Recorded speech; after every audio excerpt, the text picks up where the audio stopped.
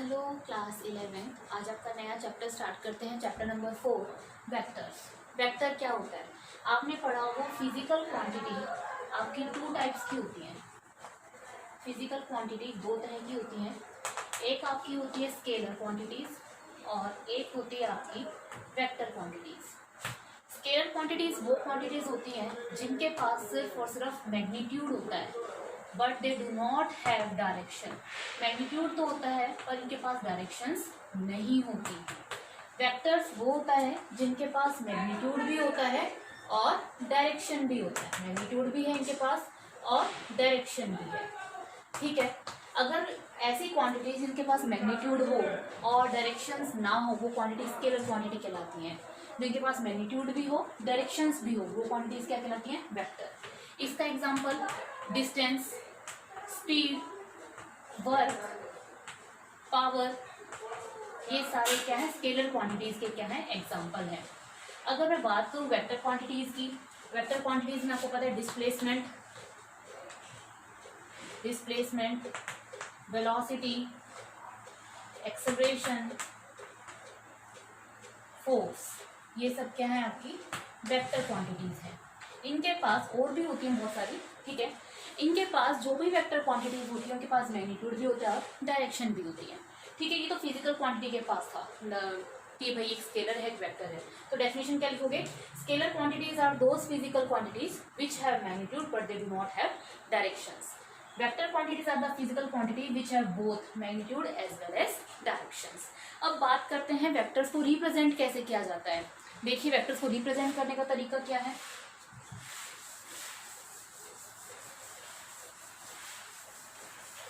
मान लीजिए कोई भी वेक्टर क्वांटिटी है। ठीक है, वेक्टर क्वांटिटी के ऊपर मान लीजिए मैं कहूँ एक वेक्टर क्वांटिटी है ए, तो कैसे पता लगेगा? इसके ऊपर एक एरो लगा होता है। ठीक है, this arrow will give direction, this arrow will give direction. और जो ये एरो की लेंथ है मैं कह दूँ एक, तो ये मैंने लगा दिया और एक ये। देखो दोनों की डायरेक्शन इस साइड है। ठीक है, दोनों वेक्टर क्वांटिटीज हैं। एक की लेंथ ज्यादा है एक की लेंथ कम है, तो क्या कह सकते हो? Length of arrow gives the magnitude of vector quantity. Vector quantity का मैग्नीट्यूड कितना है वो कौन देता है आपको? लेंथ ऑफ एरो देता है। और एरो क्या देते हैं आपको? डायरेक्शंस देते हैं। आपने देखा होगा कई जगह फोर्स के ऊपर इस तरह लगा होता है, वेलोसिटी, एक्सेलरेशन, है ना, डिस्प्लेसमेंट। जिन भी क्वांटिटी के ऊपर इस तरह का निशान लगा हो तो वो क्या कहलाती है? आपकी वेक्टर क्वांटिटी कहलाती है। वेक्टर को रिप्रेजेंट करने का ये तरीका है कि उनके ऊपर क्या लगा दो? एक एरो लगा दो। लेंथ ऑफ एरो क्या देगा आपको? Magnitude of vector quantity represent करेगा। मान लीजिए कहीं जगह ये लिखा है A is equals to 4 unit या फिर A equals to 4 unit, A vector equals to 4 unit east, A equals to 4 unit east. देखिए 1 2 3 4, चारों में देखो ए क्या है? 4 यूनिट। यानी कि यहाँ देखो पहले ए वेक्टर क्या है? Magnitude plus direction. इसके पास मैग्नीट्यूड है कितना? 4 और इसकी डायरेक्शन कहाँ है? Toward east. ठीक है, तो ये इसका क्या है? मैग्नीट्यूड है। या फिर मैग्नीट्यूड को इस तरह से लिख दो, मोड में डाल दो, तो ये वेक्टर क्वांटिटी का आपको क्या देगा? मैग्नीट्यूड देगा। या फिर किसी बुक में तो ऐसे लिखा मिलेगा आपको, किसी क्वांटिटी के ऊपर एरो लगा दो तो समझ जाना वो क्वांटिटी कैसी होती है? वेक्टर क्वांटिटी होती है। अगर एरो ना हो बट इसको डार्क कर रखा हो तो इसका मतलब भी क्या है? ये आपकी एक वेक्टर क्वांटिटी है जिसका मैग्नीट्यूड कितना है? 4 और उसकी डायरेक्शन क्या है? टुवर्ड ईस्ट है। ठीक है, ये समझ में आया कि वेक्टर क्वांटिटीज के ऊपर क्या लगा होता है? एरो लगा होता है। एरो क्या देता है आपको? डायरेक्शन देता है। And the length of arrow gives the magnitude of vector quantity. अब हम पढ़ते हैं टाइप्स ऑफ वेक्टर्स। वेक्टर की टाइप पढ़ते हैं। हाँ, करंट जो होता है, करंट एक ऐसी क्वांटिटी है, आपकी बुक्स में लिखा मिलेगा आपको, करंट एक स्केलर क्वांटिटी होती है। वास्तव में वैसे करंट एक टेंसर क्वांटिटीज होती है, वो आपकी बुक्स में नहीं लिखा होता है। तो ना तो वो स्केलर है ना वो वेक्टर है। कैसी क्वांटिटी होती है वो? Tensor quantities. अब हम करते हैं types of vector.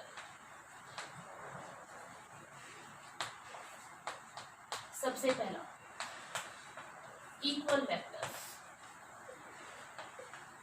Equal vectors क्या होते हैं? इक्वल वेक्टर्स, इक्वल वेक्टर वो होते हैं, नाम से पता लग रहा है, इक्वल, मैग्नीट्यूड भी इक्वल हो और डायरेक्शंस भी इक्वल हो। Equal vector are those vectors which have same magnitude and same direction,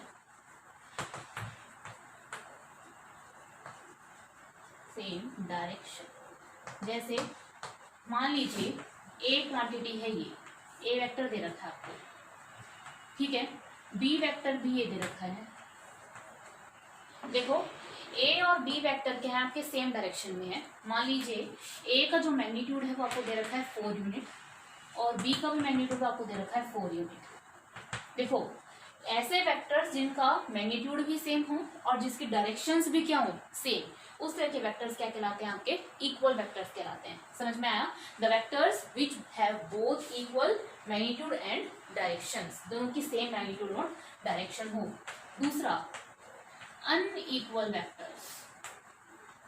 unequal vectors, जो वेक्टर इक्वल ना हो, या तो उनका मैग्नीट्यूड सेम ना हो या उनकी डायरेक्शन सेम ना हो, are those vectors which do not have same magnitude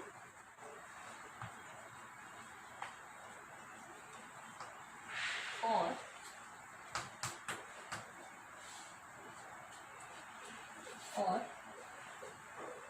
या तो उनके पास सेम मैग्नीट्यूड ना हो और सेम डायरेक्शन। और लगा दिया मैंने, या तो ये या ये, ऐसे वेक्टर्स जिनके पास ना तो या तो उसका मैग्नीट्यूड सेम ना हो या उसकी डायरेक्शन सेम ना हो। मान लीजिए एक वेक्टर है ये, दूसरा वेक्टर है ये, मान लीजिए दोनों की लेंथ ऑफ एरो क्या है, सेम है, यानी दोनों का मैग्नीट्यूड क्या है, सेम। ये मान लीजिए आपको दे रखा है टुवर्ड ईस्ट, है ना, A is toward east, toward west. क्या दोनों की डायरेक्शन सेम है क्या? नहीं ना, एक तो आपका टुवर्ड ईस्ट है, एक टुवर्ड वेस्ट है, दोनों का बेशक मैग्नीट्यूड सेम हो पर दोनों की डायरेक्शन क्या है, डिफरेंट। इस तरह के वेक्टर्स आपके क्या कहलाते हैं? अनइक्वल वेक्टर्स कहलाते हैं, जिनका मैग्नीट्यूड या तो मैग्नीट्यूड अलग हो या डायरेक्शन अलग हो।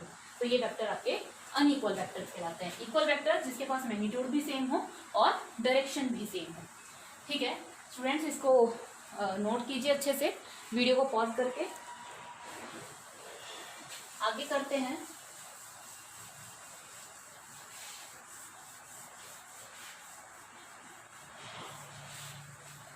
तीसरा कोलिनियर वेक्टर। कोलिनियर वेक्टर देखो नाम से पता लग रहा है, कोलिनियर जो एक लाइन में हो। The vectors which are in a same line, which are in a same line, जो सेम लाइन में होते हैं उन्हें क्या कहते हैं? आपके कोलिनियर वेक्टर्स कहलाते हैं। जैसे ये ए वेक्टर और ये देखो ये दूसरा वेक्टर, दोनों क्या है? एक लाइन के अंदर है। दो वेक्टर्स क्या कहलाएंगे? आपके कोलिनियर वेक्टर्स कहलाएंगे।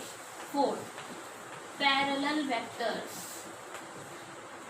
नाम से भी पता लग रहा है पैरेलल, ऐसे वेक्टर जो एक दूसरे के पैरेलल हों। देखो ये वेक्टर है एक, दूसरा वेक्टर है ये, देखो दोनों का मैग्नीट्यूड क्या है? अलग अलग है, कोई दिक्कत नहीं है, बट एक वेक्टर दूसरे के क्या है? पैरेलल। और एक वेक्टर दूसरे के साथ एक ही डायरेक्शन में। देखो अगर ए वेक्टर इस डायरेक्शन में तो बी वेक्टर भी इसी डायरेक्शन में, तो एंगल कितना बनाएगा? 0। तो क्या हो गया? The vectors parallel vector are those vectors which are parallel to each other, जो एक दूसरे के क्या हो? पैरेलल हो। और याद रखना हमेशा पैरेलल वेक्टर एक दूसरे से कितना एंगल बनाते हैं? 0, theta equals to 0। Parallel vector जो एक आपको पैरेलल तो पता होगा ना, पैरेलल क्या होता है? जिनके बीच में ऐसी दो लाइन जो कभी नहीं मिलती और थीटा उनके बीच में क्या रहे? 0। Fifth anti parallel vectors. Anti parallel vector. क्या होता है एंटी पैरेलल वेक्टर्स? नाम से पता लगा, एंटी जो पैरेलल ना हो, are those vectors which are making theta equals to 180 degree to each other। देखिए, मान लीजिए ए वेक्टर ये है, ठीक है, और बी वेक्टर ये है ना। देखो ए वेक्टर और बी वेक्टर है ना, एक वेक्टर इस साइड है, दूसरा वेक्टर इस साइड है, तो दोनों एक दूसरे के बीच में एंगल कितना है? 180 डिग्री। जो थीटा 180 डिग्री होता है दोनों के बीच में, तो वो आपके क्या कहलाते हैं? आपके एंटी पैरेलल वेक्टर कहलाते हैं। जब दोनों एक दूसरे के साथ कैसे हो? पैरेलल हो, दोनों के बीच में एंगल कितना हो? थीटा 0 हो, तो क्या कहेंगे? आपके पैरेलल वेक्टर्स कहलाएंगे। कोलिनियर वेक्टर्स कौन से होते हैं? जो आपके एक ही लाइन के अंदर होते हैं, वो वेक्टर क्या कहलाते हैं? आपके कोलिनियर वेक्टर कहलाते हैं। तो हमने क्या पढ़ लिया आपका? Equal vectors which have same magnitude same direction. Unequal vectors या तो उनका मैग्नीट्यूड अलग हो या उनकी डायरेक्शन अलग हो। कॉलिनियर वेक्टर्स जो सेम लाइन में हो। पैरेलल वेक्टर जो एक दूसरे के क्या हो? पैरेलल हो, थीटा इक्वल्स टू 0 पे। Anti parallel vectors are those vector which making theta is equals to 180 degree to each other. Students video को पॉज करके इसको नोट कीजिए अच्छे से, ठीक है। अब हम पढ़ते हैं नेक्स्ट है आपका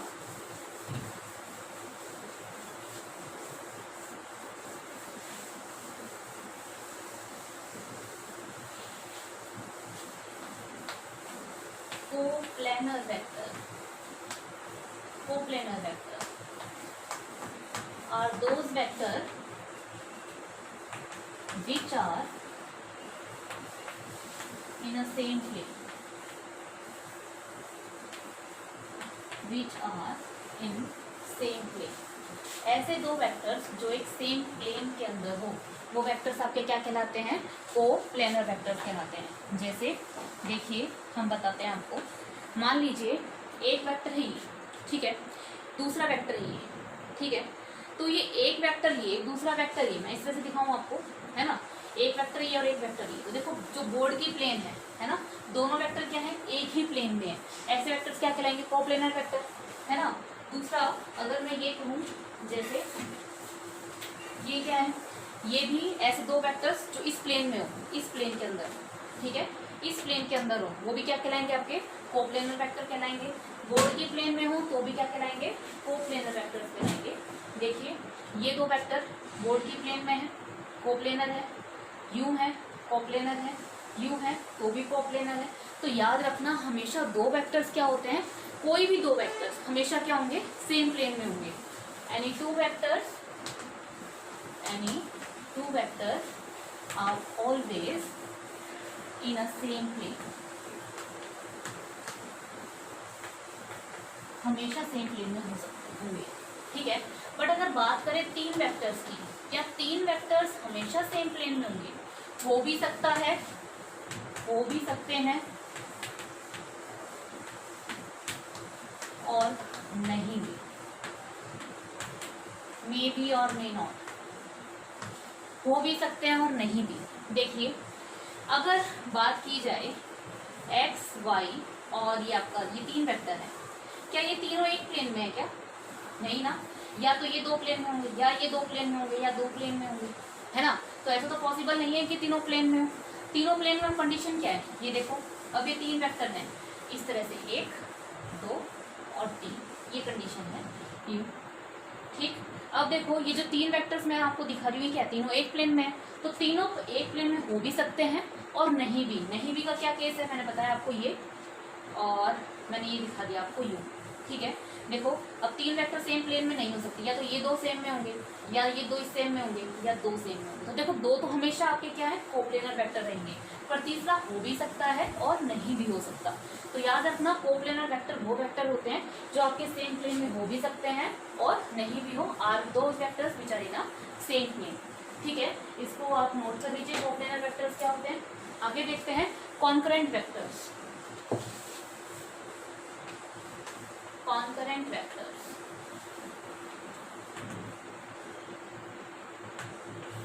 concurrent vectors are those vectors which are acting which are acting at same point, जो एक ही पॉइंट पे आपका क्या करे, एक्ट करे। मान लीजिए ए वेक्टर है ये, बी वेक्टर है ये, सी वेक्टर है ये। देखो तीनों वेक्टर्स आपके क्या हैं, एक ही पॉइंट पे एक्ट कर रहे हैं, है ना। तीनों वेक्टर्स आपके क्या कर रहे हैं, एक ही पॉइंट पे एक्ट कर रहे हैं। इस तरह के वेक्टर्स आपके क्या कहलाते हैं, कॉन्करेंट वेक्टर्स कहलाते हैं। अच्छा जैसे हम ये वेक्टर की बनाते हैं ना, है ना, वेक्टर की ये कहते हैं length of arrow, this is the direction. इसको कहते हैं वेक्टर का टेल और इसको कहते हैं वेक्टर का हेड। ठीक है, इसे क्या कहते हैं, वेक्टर का हेड, इसे क्या कहते हैं, वेक्टर का टेल। ये देखो ए वेक्टर की टेल, बी वेक्टर की टेल और सी वेक्टर की टेल तीनों एक जगह मिल रही है, are acting at the same point, same point पे एक्ट कर रही हैं। इस तरह के वेक्टर्स क्या कहलाते हैं, आपके कॉन्करेंट वेक्टर। तो आप क्या कह सकते हो, A B and C are concurrent to each other. Coplanar vector वो वेक्टर होते हैं जो आपके सेम प्लेन में होते हैं। दो वेक्टर्स तो हमेशा सेम प्लेन में रहेंगे, तीन वेक्टर्स प्लेन में हो भी सकते हैं और नहीं भी हो सकते। ठीक है स्टूडेंट्स, इसको एक बार वीडियो को पॉज करके आप इसको नोट कीजिए अच्छे से। Okay students, now study zero vectors. Zero का मतलब जिसका मैग्नीट्यूड जीरो पता लग रहा है, पर वेक्टर क्या है, वेक्टर है इसका मतलब इसकी क्या स्पेसिफिक डायरेक्शन होगी। क्या कोई ऐसा एग्जांपल हो सकता है, मान लीजिए कोई पर्सन है एक सर्कुलर पाथ में मूव कर रहा है, ठीक है, राउंड लग रहा है, राउंड लगाते लगाते जहाँ से उसने स्टार्ट किया घूम के वहीं वापस आ जाए, ठीक है, उसका क्या हुआ, डिस्प्लेसमेंट जीरो हो जाएगा। ठीक है, मान लीजिए ऐसा ही एक और केस होता है, एक पर्सन इस पॉइंट से चलना स्टार्ट करता है, बी पे जाता है इस डायरेक्शन में, फिर बी से सी इस यहाँ पर वापस आ जाता है। ठीक है, यहाँ से चलना स्टार्ट किया, यहाँ पहुँचता है, घूम के वहीं वापस आ जाता है। ठीक है, तो बेशक उसका डिस्प्लेसमेंट क्या हो गया, zero, but it have a particular direction, क्योंकि डिस्प्लेसमेंट की क्या होती है, डायरेक्शन होती है। डिस्प्लेसमेंट कैसी क्वांटिटी है, वेक्टर क्वांटिटी। तो जीरो वेक्टर क्या होते हैं, zero vectors are those vectors, ऐसे vectors which have zero magnitude, but they have specific direction,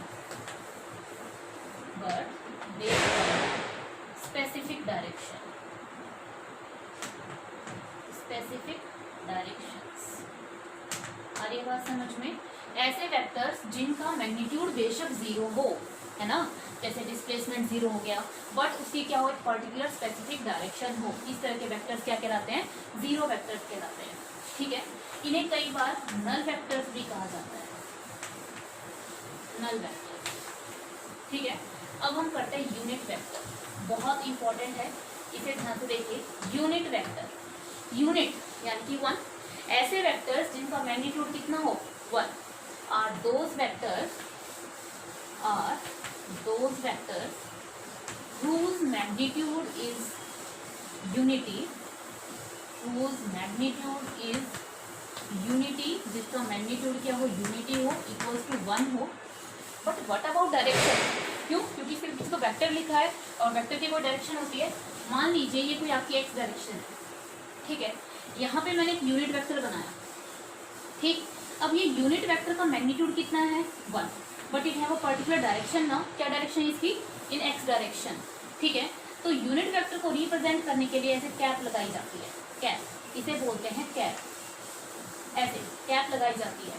ठीक है, तो ऐसे लिखेंगे, मान लीजिए अब ये ए वेक्टर है जिसका मैग्नीट्यूड वन है and it is direction along X axis, है ना, ए यूनिट वेक्टर, समझ पा रहे हो, A unit vector whose magnitude is 1 and its direction is along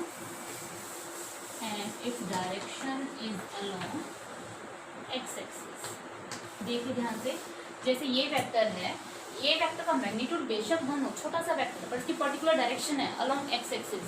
इसको रिप्रेजेंट कैसे किया जाता है, ए के ऊपर क्या लगा दो, ऐसे कैप लगा दो। ठीक है, यूनिट वेक्टर का एक और फॉर्मूला होता है, ऐसे लिखते हैं, unit vector is equals to vector upon its magnitude. Unit vector क्या होता है, जोन से भी वेक्टर का यूनिट है उसका तो वेक्टर, और उसी वेक्टर का क्या कर दो, मैग्नीट्यूड, आपके पास क्या आ जाएगा, यूनिट वेक्टर आ जाएगा। इसे हम न्यूमेरिकल्स में यूज करेंगे फर्दर।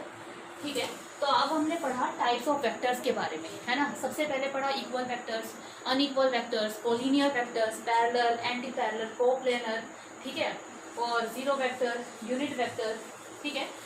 तो ये सब क्या थे आपके टाइप्स ऑफ वेक्टर्स के बारे में। और वेक्टर्स को रिप्रेजेंट किससे किया जाता है, एरो से किया जाता है। ये इसका टेल होता है, ये इसका हेड होता है। ओके स्टूडेंट्स, अगर आपको इस टॉपिक में कोई भी डाउट है तो आप मुझसे कमेंट बॉक्स में पूछ सकते हैं। Thank you so much.